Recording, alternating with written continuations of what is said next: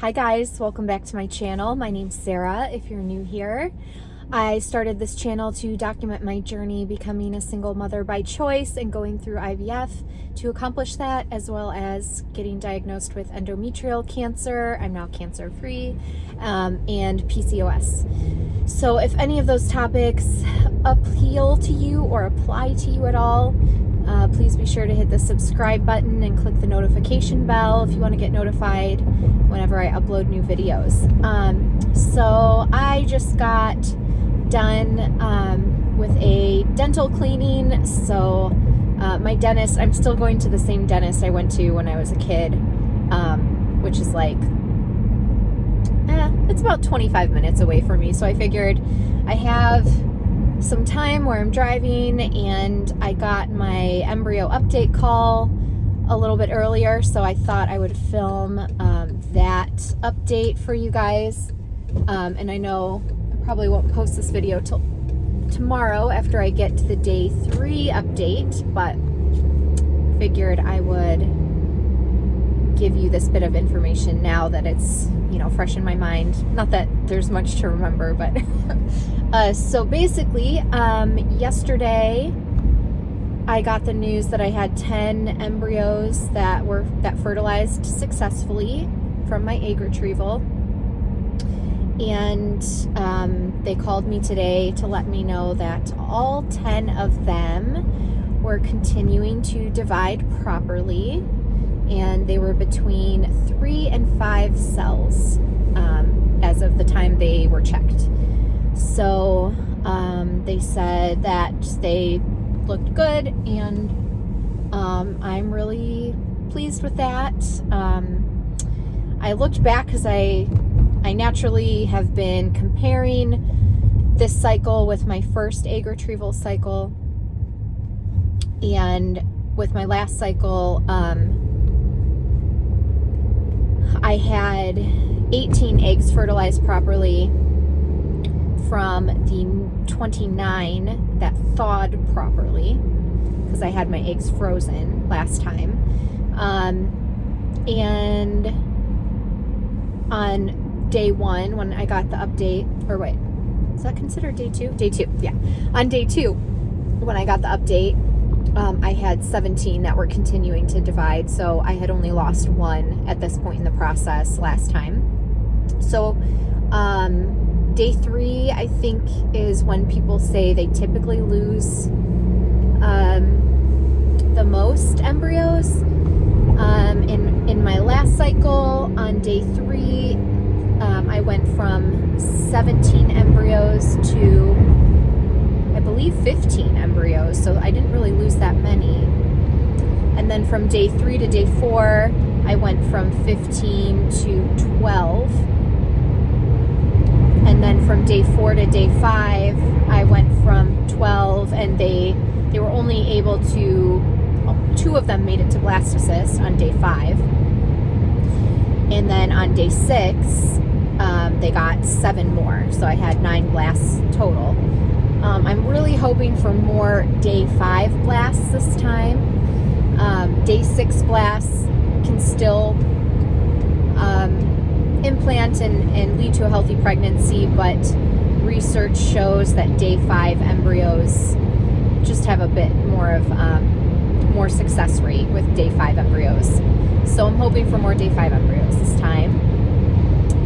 But I will update you guys on day 3 and let you know, and then I'll post the video most likely then. So that's tomorrow. That's Sunday. Yeah, I'll for sure get around to it tomorrow night. So when you're watching this, you will shortly know the day 3 update, which will be right now. I just realized I also wanted to update you on how I'm feeling today. I'm still super bloated. Ovaries are still big and sore, but I would say I do feel slightly better than yesterday. So we're moving in the right direction. Last cycle, I was definitely moving in the opposite direction. By 2 days after my retrieval last time, that was probably when I felt my worst. 2 and 3 days, I would say. So think it's safe to say no OHSS this time. So grateful for that. And I'm just hoping that I continue to, which way do I want to go? I want to go this way. That I'm continuing to just get better every day. So that is good. And I also have been thinking a lot about my next steps. And I talked a little bit with my doctor about this last time we had an appointment. But I need to figure it out. But I'm 99% sure I'm going to do an HSG, which is where they put dye into your uterus and fallopian tubes and then do an x-ray so they can see if there's anything wrong with the uterine cavity or with your fallopian tubes. So I'm not too concerned with my uterine cavity because my doctor has been in there many times with a camera, so he's seen it up close and personal, and he said it looks good. He's not concerned about that. But what we don't know is the state of my tubes. We really don't know what's going on with them. And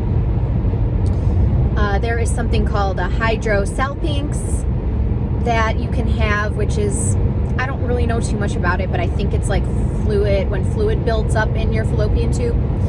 And that can lead to infertility. So even if you go through IVF and you think, oh, I don't need my tubes for IVF because we don't need the eggs to travel down the fallopian tubes. You're just putting the embryo in there. But if you have a hydrosalpinx, that can prevent implantation. So, I do want to have that done, and that is typically done right after you're done with your period, but before you ovulate. So between days like 5 and 9 or so. Do I want to get in the right lane? Yes. So that means I don't think that I can do a embryo transfer in the same cycle as an HSG. But I kind of want to see how I would do with a more natural embryo transfer cycle versus medicated, because I've been thinking about how my body just doesn't seem to respond well to estrogen pills and patches. I mean, it really, the max lining thickness that I've gotten on pills and patches has been, for pills it was 7.3, patches it was 7.8.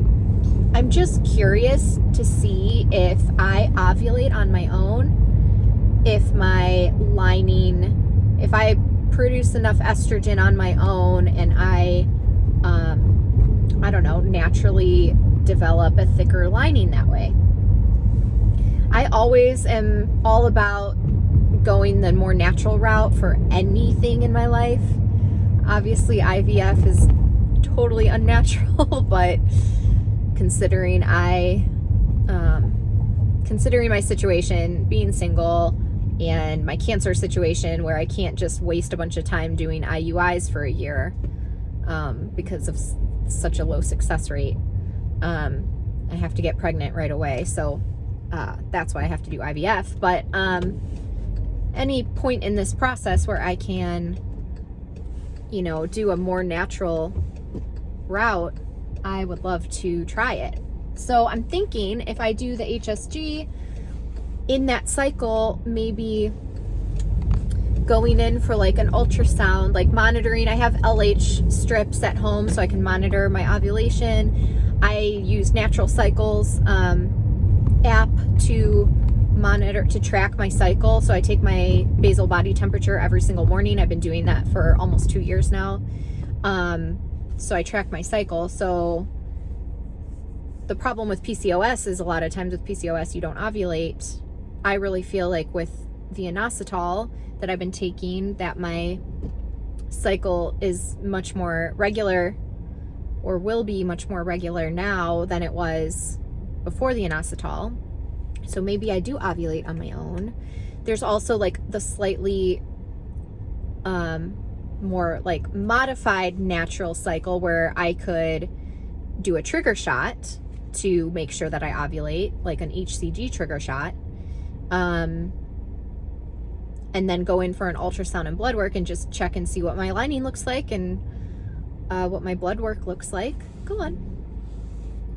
I'm a really nice person. I always let people go when I'm driving. I always wave people on, and I always say thank you. I feel like a lot of people like don't say thank you.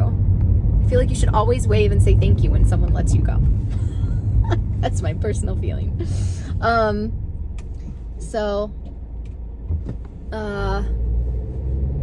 going to stop and get gas at Costco, but that is, I just wanted to share that all with you, that those are my thoughts on what to do next.